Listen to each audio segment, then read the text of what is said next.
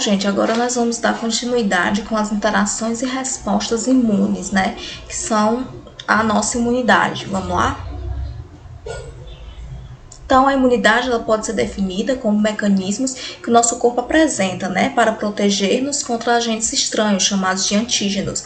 Essa imunidade é o que protege o nosso organismo contra infecções e, portanto, problemas nessa área nos deixam suscetíveis a doenças. Então, quando estamos com o nosso sistema imunológico baixo, fragilizado, estamos suscetíveis a diversos agentes infecciosos. O homem ele está rodeado de uma grande quantidade de agentes infecciosos. São eles vírus, bactérias, fungos, protozoários e parasitas, que são multicelulares. Como esses organismos eles apresentam formas bastante diferentes, há necessidade de uma ampla variedade de respostas imunes para controlar cada tipo de infecção dessa. A maioria dos agentes infecciosos com os quais o indivíduo se defronta não penetra a superfície do corpo devido à dificuldade imposta por uma variedade de barreiras bioquímicas e físicas que fazem parte da resistência inespecífica do organismo. Exemplos dessas barreiras físicas, químicas e biológicas, então, é a dessecção, o pH externo, as barreiras epiteliais, o fluxo de fluidos, que é a saliva, urina, diarreia, químicos, lisozimas, ácidos graxos, ácidos gástricos, enzimas proteolíticas, os biológicos e a competição da flora local. A resposta imune inata atua no organismo inespecificamente, Ela não é alterada mediante exposição repetida do agressor e ela pode sofrer alteração em função do meio ambiente. São os fatores etários, genéticos, nutricionais, higiênicos, descenamentos e até os psicológicos. Essa primeira linha de defesa está realizada através de células que compõem o sistema imune. Células relacionadas com respostas imune inata trata-se de grupos importantes de leucócitos, as células fagocitárias e os monócitos, os macrófagos e os neutrófilos primorfos e nucleares e os eosinófilos. Essas células, elas ligam-se aos micro-organismos, englobam seus agentes e se destrói, Elas agem de forma bastante primitiva e não envolvem especificidade ou memória. Então, essa imunidade inata, ela é aquela imunidade primária, aquela que a gente já nasce com ela. Então, ela não é específica para cada vírus ou para cada bactéria, ela é como se fosse uma geralzona. A resposta imune adaptativa é altamente específica para determinado patógeno e torna-se mais eficiente a cada contato subsequente com o mesmo agressor. É realizada com participação de outro grupo de leucócitos e linfócitos que agem contra o invasor, quer ele seja no interior de uma célula hospedeira, quer ele seja fluidos intersticiais ou no sangue. Os linfócitos são divididos em dois grupos, segundo funções especiais. Os linfócitos B e linfócitos T. Isso a gente já viu lá na anatomia. Estou só passando para vocês. O processo de desenvolvimento da imunidade, defesa do corpo contra infecções, por meio de antígeno, substâncias que estimulam o organismo a produzir anticorpos contra agente infeccioso, vírus, bactérias e parasitas. Isso tudo é o que chamamos de imunização. Então, isso tudo são vacinas. A nossa imunização ativa se dá por vacinas. A imunização ativa ocorre quando você adquire imunidade a partir da aplicação de antígeno de dois meios, patógenos inativados e alguns de seus componentes, que são as vacinas inativadas. E aí estão algumas delas. BCG, febre amarela, herpes zoster, pólio, rotavírus, tetra, tríplice, varicela, DT, hepatite B, influenza, meningo, pólio, raiva, HPV. Então, esses são grupos que temos, diversos grupos de vacinas. As vacinas, elas podem ser ativadas, podem ser de vírus vivos ativados ou atenuados. E essas vacinas é o que vai nos conferir imunidade ativa. Imunidade passiva, ela é obtida pela transferência do indivíduo de anticorpos produzidos de um animal para outro ser humano. Esse tipo de imunidade produz uma rápida eficiência e proteção, mas ela é temporária, durando poucas semanas ou meses. Então, eu costumo dizer que a passiva a gente entende assim: tudo que é dado dura pouco, Então, a passiva a gente já nasce com ela. Por quê? Porque quando a mãe está grávida, ela recebe essas vacinas. Essas vacinas elas vão ser passadas por via transplacentária para o bebê. Por isso é que a gente já nasce com essa imunidade passiva. Só que essa imunidade ela dura pouco. Ela dura poucas semanas ou poucos meses, dependendo da imunidade. Então, é por isso a importância do bebê ele ser vacinado desde quando ele nasce até os 4 anos de vida e depois segue o calendário vacinal até o idoso. Então, a imunidade que a gente herda, ela é passiva, como é dado, é pouca. E a imunidade que a gente adquire por meio de vacina, ela é ativa. Como a gente adquire, a gente vai lá e toma a vacina, é a imunidade passiva, é o que vai nos conferir imunidade por maior período de tempo. Então, a parasitologia é a ciência que estuda o parasitismo, né? As pesquisas em parasitologia têm como objetivo identificar os processos de desenvolvimento de epidemias parasitárias, criar métodos de profilaxia de doenças causadas pelos parasitas, tanto em seres humanos, também nos animais, claro, e desenvolver seus tratamentos específicos. Há uma relação direta e indireta entre os dois organismos, geralmente bem determinados, o hospedeiro e o parasito. Nessa relação, o parasito vive a custo do hospedeiro, caracterizando-se por uma relação desarmônica, em que há um benefício para um dos envolvidos. Um vai ter que sair ganhando. E isso vai depender do nosso sistema imunológico. Assim, o hospedeiro é indispensável para o parasito. Separado dele, morrerá por falta de nutrientes, claro. Existem outros papéis a serem ocupados em relação parasito-hospedeiro. Dentre eles, vamos destacar o hospedeiro definitivo. É o ser, né, que aloja o parasito por um período maior de tempo e também onde observamos o desenvolvimento e a reprodução do parasita. O hospedeiro intermediário é por onde o parasita se desenvolve, parcialmente, passando por um estágio adulto só para o hospedeiro definitivo. Então, ele fica por um tempo no hospedeiro intermediário e depois ele procura outro hospedeiro definitivo. O vetor também é conhecido como hospedeiro de transporte. Pode ser um artrópode, um molusco, onde ocorre o crescimento da larva, permanecendo no seu estado infestante. Então, ele fica lá, ele é vetor, enquanto ele atinge seu estado infestante. Nesse estado, a larva pode ser transmitida de um hospedeiro para outro, até o hospedeiro definitivo. Existem 2 tipos de vetores, os biológicos e os mecânicos. O biológico, onde a larva se reproduz dentro do vetor, e o mecânico, onde o vetor só serve como aquele meio de transporte. Os conceitos básicos utilizados na parasito. O agente etiológico, que é o agente causador responsável pela doença. Endemia, que é quando o número esperado de casos de uma doença é efetivamente observado em uma população em determinado espaço de tempo. A doença endêmica é aquela que a incidência permanece constante por vários anos, em uma determinada ideia de equilíbrio, né, entre a população e a doença, não ultrapassa o que é esperado. A epidemia é a ocorrência numa região de casos que ultrapassam a incidência, então a epidemia ultrapassa o que era esperado daquele período de tempo daquela doença.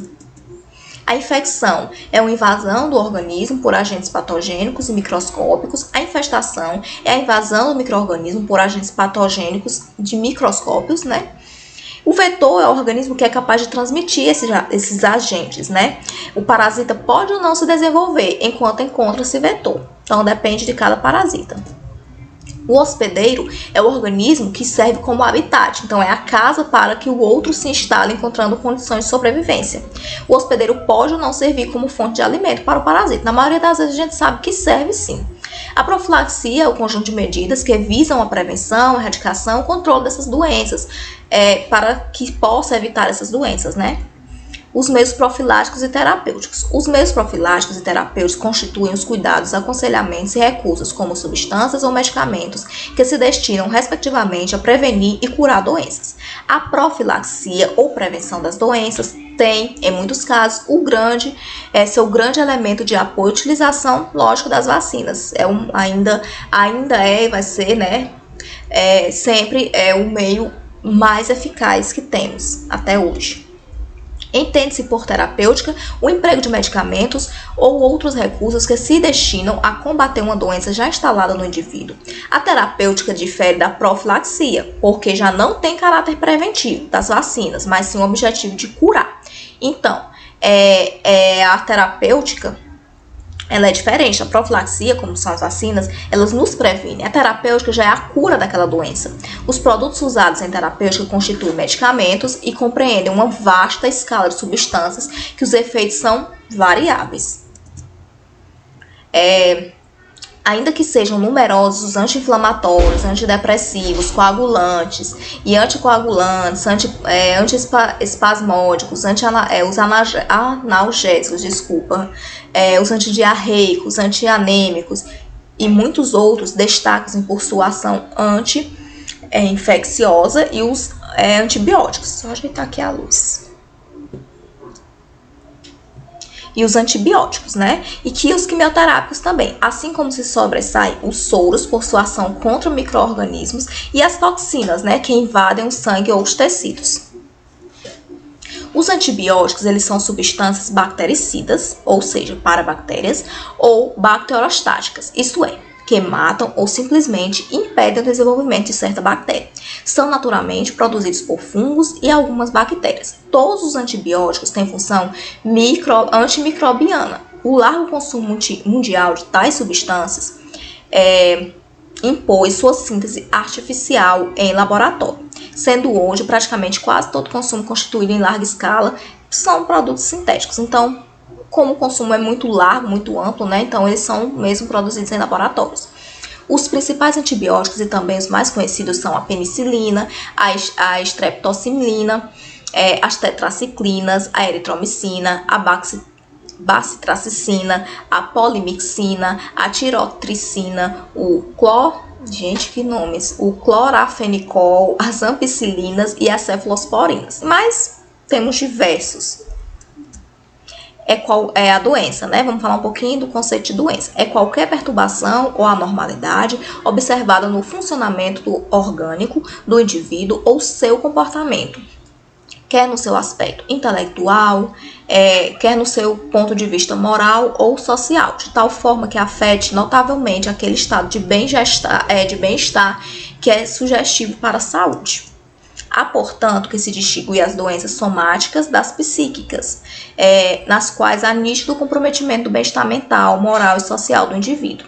Os tiques nervosos, as fobias, as neuroses, psicoses e as toxomanias se enquadram nesse último caso. Então, todos esses são casos de doenças psíquicas, também precisam ser tratadas e muitas vezes tratadas com medicamentos. Algumas doenças psíquicas têm fundo genético e por isso são transmissíveis de pais para filhos, são hereditárias. Mas a maioria delas tem sua origem no desajustamento social e nos conflitos íntimos do próprio indivíduo. De forma geral, as doenças podem ser classificadas em adquiridas, congênitas e hereditárias. As doenças adquiridas são aquelas que o indivíduo contrai no meio em que vive, no decorrer do tempo, sem que houvesse qualquer um fator constitucional transmitido por hereditariedade. A doença é contraída como consequência da ação de um agente físico, químico, produtos químicos, como barbitúricos, cianetos, mecânico ou biológicos. Consideram-se congênitas as afecções decorrentes de desvio do desenvolvimento embrionário e aqueles que transmitem da mãe por via placentária para o filho. É essencial não confundir com doenças hereditárias, como veremos logo adiante. Então, as doenças congênitas são aquelas, vou citar um exemplo para vocês, como a sífilis congênita. Quando a mãe tem sífilis e não é tratada durante o pré-natal, é uma doença que é 100% tratável durante o pré-natal, mas a gente sabe que em alguns casos as mulheres não fazem pré-natal, e quando a mulher não faz o pré-natal, como eu posso dizer, eficiente, eficaz, e não trata essa doença, ela é passada por via transplacentária para o bebê. Então, ela é passada para o bebê, é uma doença que pode gerar inúmeras complicações, pode gerar cegueira, surdez, deformações congênitas. Então, é uma doença muito grave para o feto. Então, esse é um exemplo de doença transplacentária, de doença congênita. E após a contaminação transplacentária, o agente infectante pode ou não provocar alterações no conceito. Vai depender também da doença. A gente tem também a rubéola congênita, que já há muito tempo não se vê mais falar, mas existem várias, acarretando a ocorrência de malformações ou lesões irrecuperáveis. Pode ocorrer também que a criança nasça simplesmente com a doença, como se tem visto acontecer com a sífilis e com a AIDS. A sífilis, a criança pode nascer com deformidades ou não, na maioria dos casos sim, nasce, por mais que seja tardiamente, essas deformidades aparecem. E a AIDS, a criança, se a AIDS não for tratada durante o pré-natal, é muito grande a possibilidade da criança nascer, sim, com o vírus, nascer HIV positivo. Então, por isso é que é muito importante que seja feito o pré-natal eficiente durante a gravidez. Classificam-se como hereditárias unicamente as doenças que se transmitem de uma geração a outra. Então, aquelas que são de pais para filho, de avô para pai, por meio de genes ou em decorrência de alterações cromossômicas. Como tal, se enquadram a hemofilia, a ictiose, a idiotia. Temos também uma que é muito frequente, né, no nosso meio, muito comum, que é a diabetes. A diabetes ela é uma doença. São dois tipos de diabetes. Ela pode se desencadear em decorrência dos hábitos de vida não saudáveis, mas ela também tem fator hereditário. Então, se na família existem já pessoas diabéticas, é muito provável a chance de que o indivíduo ele possa desencadear essa doença. Vai depender muito dos fatores de vida, do estilo de vida que ele tem, e às vezes ele desencadeia mesmo, ele já, desde pequenininho, já nasce com a doença. A epidemiologia. Epidemiologia, gente, é a ciência que estuda a distribuição e os determinantes dos problemas de saúde, os fenômenos e os processos que neles são associados em populações humanas. É a ciência básica da saúde coletiva e a principal ciência de informação em saúde. Então, a gente tem na epidemiologia como se fosse um livro de informação de saúde. Então, eu trouxe aqui para vocês os conceitos dentro de epidemiologia de surto, pandemia, endemia e epidemia. Como a gente está falando muito nesse período de pandemia, eu trouxe aqui para vocês a pandemia em uma escala de gravidade. É o pior dos cenários, né? É o que a gente vivencia hoje. Ela acontece em níveis mundiais, ou seja, se espalha por diversas regiões do planeta, é o que acontece hoje. Em 2009, a gente tem o exemplo da gripe A, que foi chamada de gripe suína, acho que muita gente lembra, né? Passou por uma epidemia para uma pandemia, quando a OMS começou a registrar casos nos 6 continentes do mundo. E hoje, em 2020, a gente tem uma pandemia de Covid-19, causada pelo SARS-CoV-2. Então, por hoje é só, a gente volta com o próximo conteúdo daqui a pouco para vocês. Beijo, tchau, tchau.